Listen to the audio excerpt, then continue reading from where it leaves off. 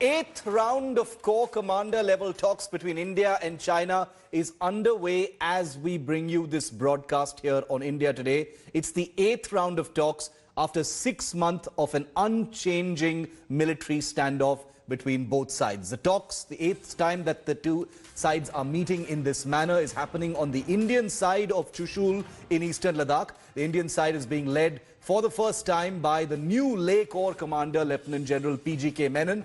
India has been firm and is firm now that China has to revert to a status quo ante of April 2020. That means a process of complete disengagement and de-escalation at China's initiative. Till date, 7 rounds of talks have taken place, but no breakthrough, not a single breakthrough has been achieved on the disengagement of troops from the friction points in eastern Ladakh in any meaningful manner.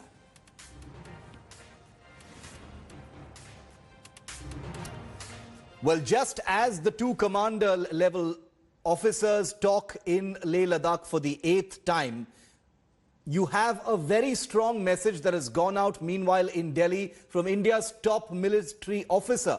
Chief of the Defence Staff, General Bipin Rawat, has put out an unambiguously stern message to China, and it comes right at the time when the talks are going on, so it's pretty unusually timed. The Chief of Defence Staff, General Bipin Rawat, was speaking on the occasion of the Diamond Jubilee of the prestigious National Defence College in Delhi, but he chose to use this occasion to send out a stern warning to China, saying that India will not accept a shifting of the line of actual control. The Chief of Defence Staff said the Chinese army had faced unanticipated consequences of its misadventure in Ladakh because of the Indian Army's firm and strong response. His comments come on a day, like I said, when the Indian and Chinese armies are holding talks to reduce military friction that have been burgeoning in eastern Ladakh since May this year. Addressing a webinar organized by the National Defence College, General Rawat added that India's standoff and India's stand on the Ladakh standoff remains unambiguous and that the current situation could spiral into larger conflict. The situation along the line of actual control in eastern Ladakh remains tense, and the PLA is facing unanticipated consequences of its misadventure in Ladakh because of the Indian Defence Forces' firm and strong response. Our posturing is unambiguous. We will not accept any shifting of the line of actual control. In the overall security calculus, border confrontations, transgressions and unprovoked tactical military actions spiraling into a larger conflict cannot therefore be discontinued or discounted.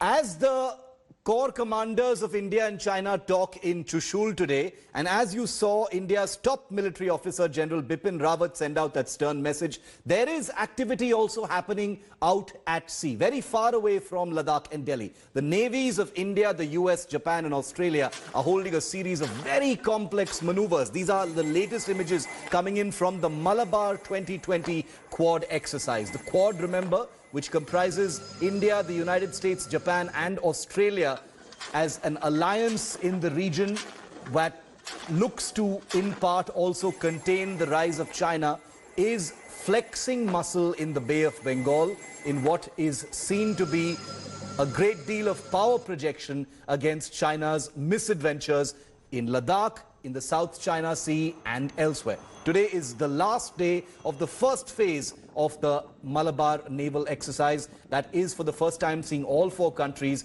participate as full participants with warships and aircraft. This exercise is seen as a prelude to future military cooperation among these 4 democracies, the Quad or Quadrennial Coalition, Quadrilateral Coalition.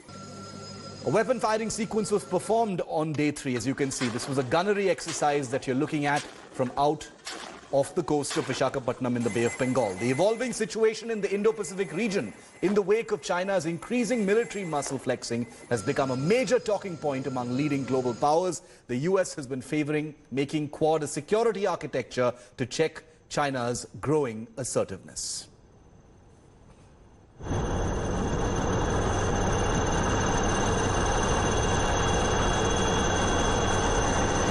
And while this was happening out in the Bay of Bengal, the Indian Special Forces have been flexing muscle and conducting their own drills on India's island territories. Remember, India's island territories are also a place where war drills are being conducted to send out a message. Of course, these are war drills that are always conducted, but especially at a time like this, they have extreme significance. This was a tri-service special forces exercise that you're looking at called Bull Strike in an island called Teresa Island in the Andaman and Nicobar chain. The Army, Navy and Air Force got together with their special forces for this particular military drill amidst the India-China standoff to test synergy in joint operations. The Army's parachute brigade, Navy commandos and special forces took part in this drill just a few days ago. So these are very, very rare pictures that you're seeing of the special forces getting together, all three services getting together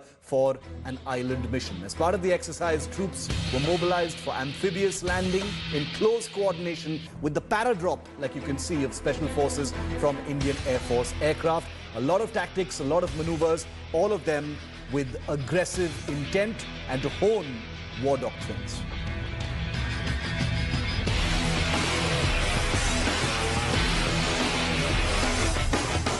Now, before I bring you our editors who've been tracking every aspect of this story, let me bring you a reality check now. You've got the talks that are going on in Ladakh right now between commanders on both sides. You have Chief of Defence Staff General Bipin Rawat sending out a message, and you have military muscle flexing that's taking place in the Indian Ocean.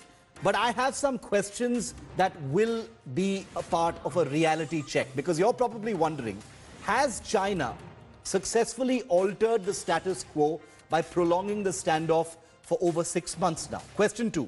Has China weighed India down with these unending rounds of talks? This is the 8th round of talks in the last 6 months. How many more rounds of talks is it going to take? Question 3. With this build-up paused, will troop levels ever decrease now, or is it going to be a permanent sort of militarized deployment on the line of actual control? Question 4. Are both India and China looking for some kind of a mutual face saver? They've invested so much in this deployment. Do they need some kind of a dignified way to pull back their troops so that it doesn't seem like one side has won and the other lost? Is a totally peaceful disengagement even possible, given how far both sides have come to stop the other on the line of actual control? That's the big question that we are asking here on India Today and on 5 Live. Remember, there have been 7 rounds of talks so far. What's happening right now in Chushul is the 8th round. But let me also tell you that there have been no breakthroughs so far. The talks at this level began on the 6th of June. That was round 1 of the Lieutenant General level talks. There was an agreement on pulling the troops back. It happened in a very piecemeal, sort of very cosmetic way, if I can put it that way. 22nd June was round 2 of the Lieutenant General level talks. They spoke for 11 hours and they arrived at some kind of consensus to disengage, but of course that didn't happen. 30th June was the next round of Lieutenant General level talks. Pangong was the biggest flashpoint by this time. You haven't heard the word Pangong for a long time, I realized. July 14th, round 4 of the commander level talks in Chushul. Depsang disengagement became the big talking point. As you can see, as the talks progressed, August 2nd was round 5. Things were actually worsening on the ground in eastern Ladakh, because that is how China works. September 21st, 6th round of talks. Both sides agreed to stop sending more troops to the LAC. October 12th, round 7. That was the last time that both of them talked. There was consensus on an enhanced level of understanding and an agreement on complete disengagement, even though the modalities and the time frame for this didn't quite get arrived at. So that is where the situation is. It remains ambiguous as to when things are going to finally return to status quo ante.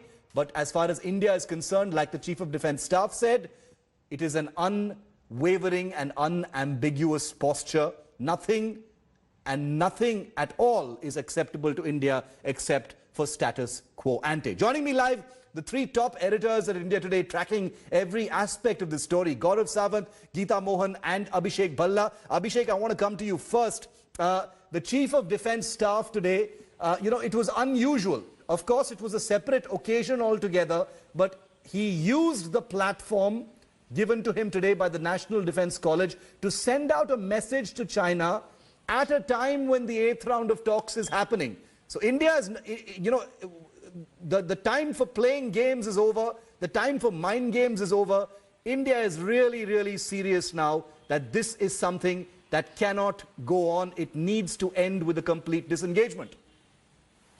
Shiv, one must remember that, when the Chief of Defence Staff spoke today, it was barely an hour since the talks had started. Yes. So it clearly shows that his intent was very straightforward, very candid in what he said. And also another important point, the audience that he was addressing were not just Indian officials, there were international participants as well, yes, who are part of the National Defence College.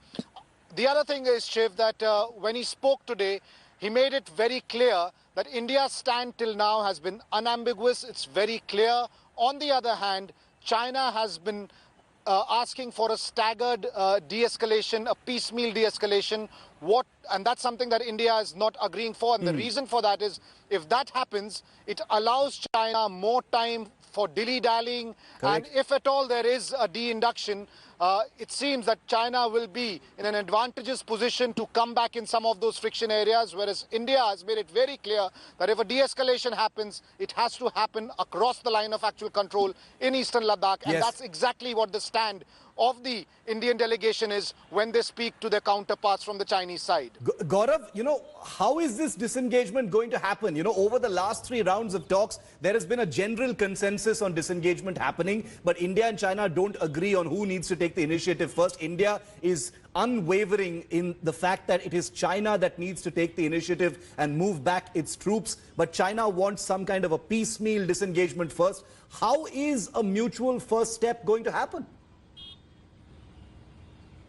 So China is desperately looking for a face saver. From Chinese Foreign Minister and State Councillor Wang Yi to their Foreign Office to the military commanders, they've all been looking, Shiv, for one, a staggered withdrawal, and more important, they want India to meet them halfway. And India said there is no meeting China halfway on this. There has to be total withdrawal, total restoration of April 2020 scenario, and China not only needs to disengage and de-induct, but also move both the divisions back to their peacetime location. And there needs to be a written roadmap which is verifiable by the other side. Initially, it did start, but it could not move on because of what happened at Galwan. And after that, neither side trusts the other. So who's going to take the first step?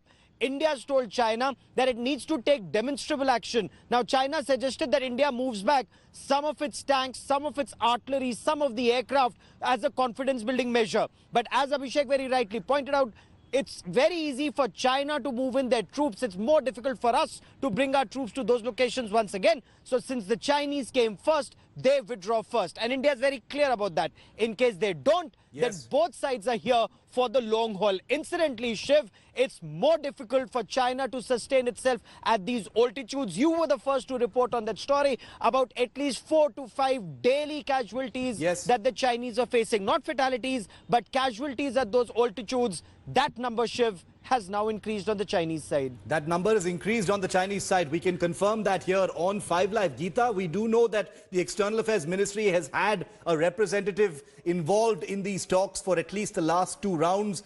We do know that an External Affairs Ministry representative is part of the talks today as well, the 8th round. What is the sense you're getting, from the Foreign Ministry, Geeta? Because there is one section that believes that the military engagement, even at the core commander level, has sort of outlived its utility, because there is only so much they can discuss at the army level.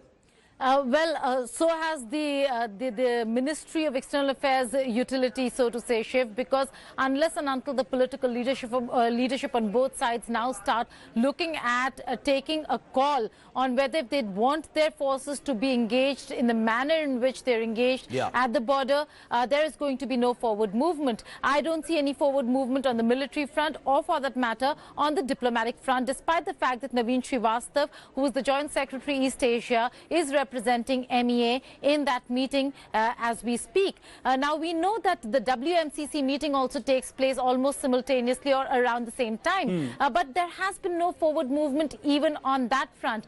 Today, there's another External Affairs Ministry briefing. Rest assured, Shiv, the statement will not change from what it sounded like in the past few briefings that we heard on India-China border issue. And that's what brings me to the bigger issue over here. The bigger issue, Shiv, over here is what is happening in the United States of America, which India is very carefully monitoring. And while we have taken a very strong stand on the border issue, on other issues, there's a very careful way in which MEA is now responding to any Chinese statements. And now that certainly is something to watch out for and look into. Very interesting. Gaurav, do you want to add to that what kind of resonance the ambiguity in the United States could have in how things play out, at least for the immediate term as far as Ladakh is concerned, and also about the possibility of a high-level, political engagement between India and China on this issue?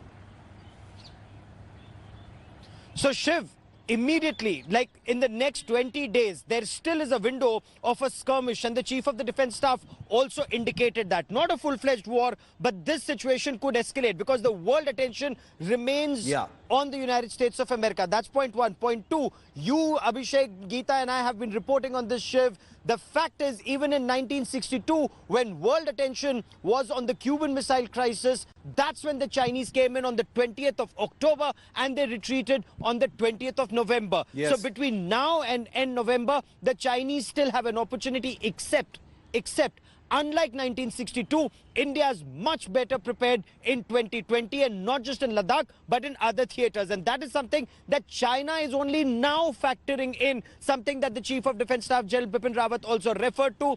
China is facing the consequences of its misadventure. It did not anticipate this response from India, but that response has happened. Shiv, China is going ahead with its bullying tactics. Remember what China has done to Australia in terms of ban on several, Australian exports to China. That's a strong message that China is sending out. Whether India sends out that strong message, because we still haven't sent out that strong message on 5G, on a lot of other things from China. And perhaps, apart from the military route, that's some of the other things that India will now have to start exploring, and quickly. We'll have to see how it actually plays out, because the truth of the matter is it's been 6 months, over 6 months now, of this standoff, and disengagement still appears only in theory, only in talks, and not even slightly on the ground. Huge numbers of troops on both sides remain massed against each other, in some places extremely close to each other, especially in the South Pangong area. So we're going to continue tracking that story. The 8th round of talks is on. It's been on since 9:30 this morning. We don't know how long it's going to go on for, but of course, you'll hear about the results of it, or lack thereof, first here on India Today. Geeta, Gaurav and Abhishek, thank you very much for joining me here on this story.